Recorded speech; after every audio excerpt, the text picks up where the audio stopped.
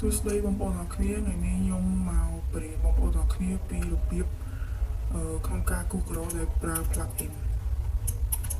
ចឹងដំបូងយើងគូសរៀងឲ្យវាដូចបាតផ្ទះយើងសំឡេងចឹងខ្ញុំឲ្យវា3ម៉ែត្រគុណ5ម៉ែត្រចឹងបានប៉ុណ្នេះហើយយើងពុះវាឡើងលើ300ហើយយើងគ្រប់វាទៅពីយើងគ្រប់វាហើយយើងចូលក្នុងគ្រប់នឹងវិញហើយយើង select ផ្ទៃខាងលើនេះ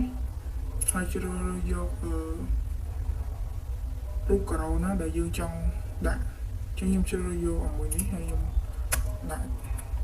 ពេលដែលយើងដាក់ហើយវាអត់មានរាងហើយអត់មានចេញជារាងក្រៅវាលាតធម្មតាអញ្ចឹង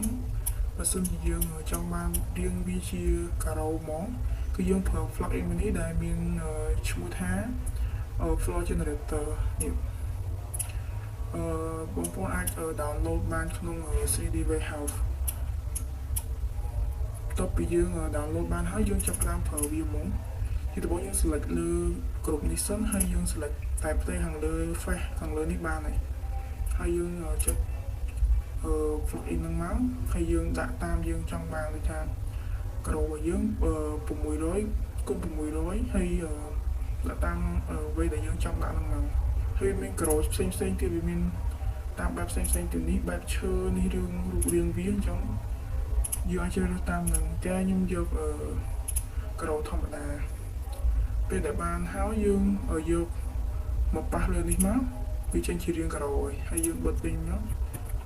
នេះបងប្អូនបានចេញជារាងការ៉ូហើយចឹងវីដេអូខ្ញុំមានតែប៉ុណ្្នឹងទេចឹងបងប្អូនទាំងអស់គ្នាបើពេញចិត្តនៅវីដេអូនេះសូមជួយចុច like ហើយនិង subscribe ខ្ញុំផង